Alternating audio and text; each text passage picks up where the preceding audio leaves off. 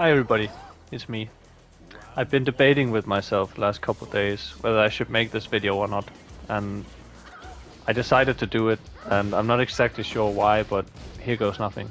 So, some of you may have noticed for the last, what is it, about a month, maybe like 3 weeks or something like that, the there has been no ads on my videos or on my channel in general. And the super chat and super thank you options on my channel has been turned off as well. So my channel is now completely demonetized. And the reason for this, it's kind of a long story, but I'll see how short I can make it. So there's some context I need to add here. I'm recording this on Friday, the 26th of July, 2024, and exactly 1 year ago today it was the first day, the 26th of July 2023. Something happened to me that kind of changed my life. So yeah, back then it was we were about to get the second weekend of the closed network test for Tekken 8, which I was a part of. I played the first weekend as well. That's when I streamed. That's when my whole channel started taking off a little bit actually. I did the very first live stream in Tekken 8. I think that one has like 10,000 views now. But on the second weekend, or rather just one day before the second weekend, on Thursday the 26th, I was sitting home, just enjoying myself. I was free of work that day.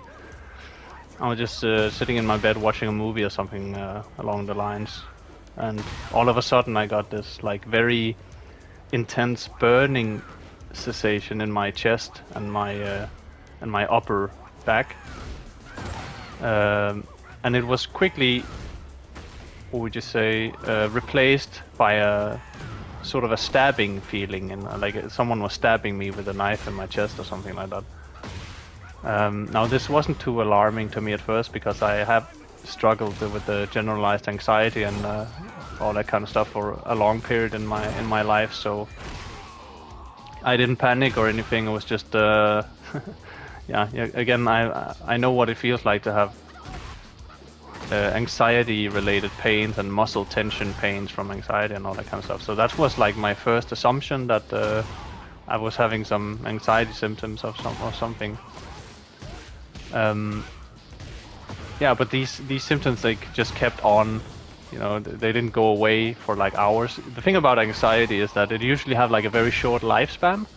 So even though pain from anxiety and all that stuff can be incredibly intense, it usually goes away rather quickly. But this didn't seem to go away at all. So after hours, I called the doctor's office and told them my situation, and they were like, yeah, I mean, it just sounds like anxiety. We're probably not going to do anything about it, so it's going to be just a waste of time for you to come down here, really. And I was like trying to explain to them that how much pain I was in and all that stuff, and they were like, yeah, okay, give it like 40 minutes and we'll see. Call me back in 40 minutes, and if you don't feel better, we'll talk about it. And then so 40 minutes went by, and I called back the doctor's office, and they were like, yeah, okay, calm down. I mean, we're probably not going to do much about it, but calm down anyway, we'll have a look at you. And so I came down to the doctor's office like late at night, and they had a look at, like, the doctor was like very unsympathetic to my situation. He just he was kind of like rolling his eyes when I came like crouching in. I was in so much pain, by the way. I couldn't stand up straight or anything, and he was just rolling his eyes like, there's nothing wrong with you. Just listen to my heart. And he was like, it's a little bit fast, you know, but that's just anxiety, you know. Probably nothing wrong with you. And he gave me a sleeping pill and said, just go home and sleep, and you'll feel better tomorrow. And so I had no other choice than to follow his advice, you know. So I went home and I slept, and I came back the day after. I felt even worse, of course, because what I didn't know at the time was that I was actually slowly dying. But yeah, I came back the day after to another doctor at the hospital, and they first wanted to do a EKG, like electrocardiogram thing. but they were unsuccessful after multiple attempts because I wasn't able to lay still on the thing. You have to lay still for a certain amount of time for them to have a like correct read or something, but I wasn't able to because I was in so much pain. And so they did a ultrasound, and they could tell by the ultrasound that something was wrong, and then they sent me to X-ray, and the X-ray confirmed that my left lung had completely collapsed. It had ruptured or punctured, whatever you want to call it, and then completely collapsed in on itself. It was one of the worst cases they'd ever seen. And they didn't tell me this at the moment because they didn't want to freak me out, I guess, but I read in the doctor's report afterward that when I came in, I was like in the early stages of heart failure because I'd gone for so long with a completely collapsed lung, and all the air that was trapped in my chest was pressing on my heart. So I was very ill when I came in, and I was scheduled for like emergency surgery. They cut a hole between my ribs and put a tube in there so I could breathe through this like little box thing. And yeah, I spent 12 days at the hospital after that, which is crazy because I was told when I came in, like I was told that I should expect to be there for like 3 to 5 days. That's like the normal for people with my condition, but because it was so bad, I stayed there for 12 days before I was healthy enough to come home. That's like almost 3 times the high end of their estimate, right? That tells you kind of how bad this was. And so yeah, I spent 12 days at the hospital, came back home. I was home for about a month and a half, and then it happened again. My lung started collapsing again, my left lung. And so I went back, had another surgery, and I stayed for the hospital for 5 days, second time. And I came home, and my life ever since then has been like very limited work hours, a lot of pains every day. I struggle with pain every single day, muscle pains and nerve pains, like stabbing pains, throbbing, burning pains. I get sore very easily if I overwork my body. I have struggled a lot with nausea after the surgeries and after all the medication and morphines and stuff. I take lung medication every day. There's been a lot of health issues, but overall I'm feeling good. Like my mental health has been really great, even though my physical health has not been the best. I work only 10 hours a week right now. I started out, when I came back, I started at 6 hours and I slowly worked my way up. But due to this whole situation, this is where we come to the YouTube monetization thing, right? Due to this whole situation right now, I am on Social Security. And I live in Denmark, by the way. It's a small country in the EU, in case you didn't know. We have a very great healthcare system, and I'm on Social Security right now because I'm not able to support myself with 10 hours of work every week. That is pretty self-explanatory. Why that's not enough to pay the bills and all that stuff. So I'm on Social Security, and there's this rules which I wasn't aware of when the whole YouTube thing. It sort of just happened by accident, or like about a year ago when I started streaming Tekken 8 for the first time and all that. And my channel grew, and I reached 1,000 subs, and I had enough watch time hours. I was eligible to become like YouTube partner or whatever you want to call it, and so I became, and my channel grew, and I became monetized, and I started making a little bit of money, or so I thought, at least. Back in February, I think, is when my channel became monetized. And so recently I became aware because I talked to the, what do you call it? Like the government thing, and my I'm not sure what's it called. I'm trying to translate it in my head right now into English. What's it called? I'm not sure exactly. But I talked to the people like working on, or like responsible for handling my social security checks and my case and all that stuff. And the way it works is that I'm not allowed to make any money next to my social security check. So meaning that if I make $100 off of YouTube, they're just gonna pull $100 off my social security check. You see what I mean? So basically, it means that if my channel is monetized so that I make money, I'm giving myself extra labor for no reason, basically, because I have to spend. And when I get I've gotten multiple paychecks from YouTube now, and when I do this, I have to go and pay my, because it's before taxes, right? They don't tax YouTube itself. Don't tax me. I have to go and sort my own taxes and all that stuff once I get my paycheck from YouTube. So that's all extra work and extra like things I gotta do, and for that work I don't see any profit at all, because the government here in my country, they're just pulling that money from my social security check anyway, so it all evens out to zero, you know. So that's why I decided that it was best for me to demonetize my channel, because then I don't have to deal with the tax stuff and all those things, and I don't have to deal with the social security system, at least for as long as I'm in that system. And so, like, what is it, like 3 weeks, a month ago, something like that, I went and demonetized my channel completely. I removed ads on all of my videos, and I removed the super thank you and the super chat options on my videos as well, because I thought that at least you guys won't have to watch like, you can watch my stuff ad free now. This is kind of a win situation, right? You can watch my stuff ad free, and you don't have to donate or anything like that. And I don't have to go do my taxes and all that shit, you know. So it's kind of a win-win situation, I guess, if you want to look at it like that, right? But yeah, that's basically why my channel became demonetized, because there is nothing in it for me right now. But I want to assure you guys also that this means nothing in terms of like my channel and all that stuff. I never started because of the money. I never kept doing it because of the money, and I'm not gonna stop because of money, you know. I started doing this because it's what I love to do.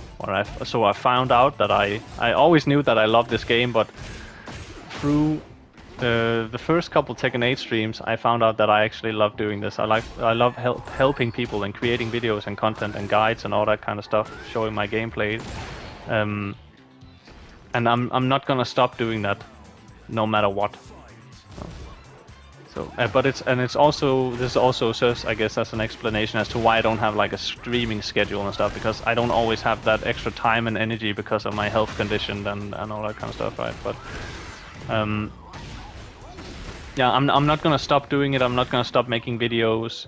It might not always be daily videos. Sometimes I take a little bit of a break off and stuff, but as long as I'll be playing, I will be making videos and guides and all that kind of stuff.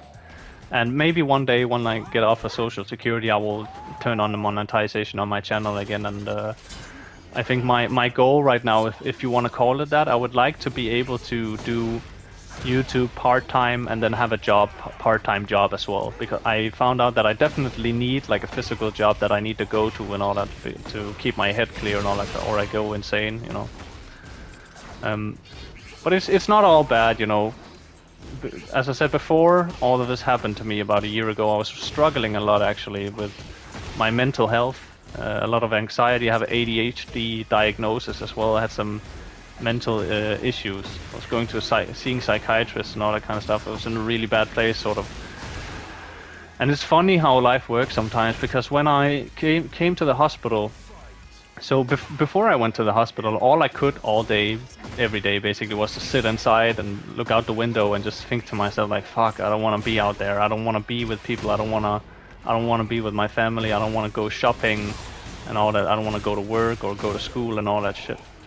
I just want to stay here and do nothing right now. And then when I was in the hospital, all I could do was sit in my hospital bed with the tubes stuck in my chest, looking out the window, looking outside, and all I could think was, fuck, I'd give everything right now to just be out there, you know. I would much rather be out there shopping or being with my friends and family and all that stuff than I'd sit here having to breathe through a fucking tube, right?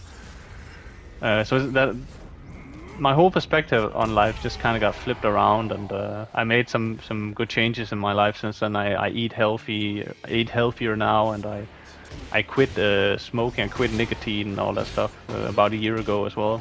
I cut down on alcohol and all of my expensive, unhealthy habits, and I exercise a little bit. I go for a lot of walks, and I'm generally ever since I came home that first time, I've just been a lot happier in life. I've been enjoying life a lot more, and it's not all been perfect and not all la vie en rose. You know, it's not you know, it's not all good or positive, but you know, it's definitely better. I feel much better, and I'm happy. That's the main thing. I'm happy right now. Happy every day, pretty much.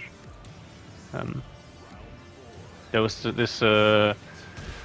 I don't know if you guys know of Fyodor Dostoevsky, but there was this point in his life that he recalled in one of his books, I think, that he said. So basically, short version of his story is that he was like criticizing the Russian government or something like that, and then he was sentenced to death. But it was like a mock execution where they were gonna let him think that they were gonna kill him, but they weren't actually. Like last second, they would put him for a fake firing squad, and then they fired blanks at him or something, and he was like recounting the last moments of what he thought was the last moments of his life, looking up at the sunshine, rays of sunshine shining through the branches of the trees and all that stuff, listening to the birds, and everything was just so intense for him. He remembers like that moment because he thought it was his last, and he just really cherished it, and you know, came to recognize how precious life was and all that, in that what he thought was his final moments of it all, right? And I kind of had a glimpse of that when I was at the hospital. You know, I kind of clicked for me how important it all is, and how important it is to be happy, enjoy your life, and all that stuff. So yeah, again, definitely life-changing experience for the better there. And my psychiatrist, I had my last conversation with him. I'm now done with the, what would you call it? Like my treatment, psychological treatment is over, and I'm in a much better place now, as I said earlier. But the last conversation I had with my psychiatrist was, he told me that I was kind of lucky in the way that a lot of people they just sleepwalk all the way through life, you know, not really appreciating it, and then at the very end of life they all have this like very grim surprise, you know. And I was lucky in the way that I had this surprise early in life, though, that now it's easier for me to appreciate it, I guess. So yeah, that was turned into kind of a long rant, and it's a little bit of a different video. I don't know if I'm gonna post this or not. Yeah, maybe I will. I don't know. But that's basically the reason why my channel has become demonetized for now, and why I don't have a streaming schedule. It's why I always say no to coaching, and why I sometimes take breaks from uploads and all that stuff. That's what my life looks like right now. I'm happy. I'm in a good place and all that stuff, but I am struggling with like a lot of physical issues and pains and all that stuff that makes my life a little bit difficult sometimes, you know. But that's what I have to balance on the scale, you know. So, but yeah, I hope you enjoyed this this video. I hope you got something out of it, or at least at the very least an explanation. If you were just curious as to why my channel has become demonetized all of a sudden, here it is. So yeah, I hope to see you soon again, and next time I promise it will be a little bit more uplifting content. But yeah, I love you guys. So until next time, have a good one. See ya.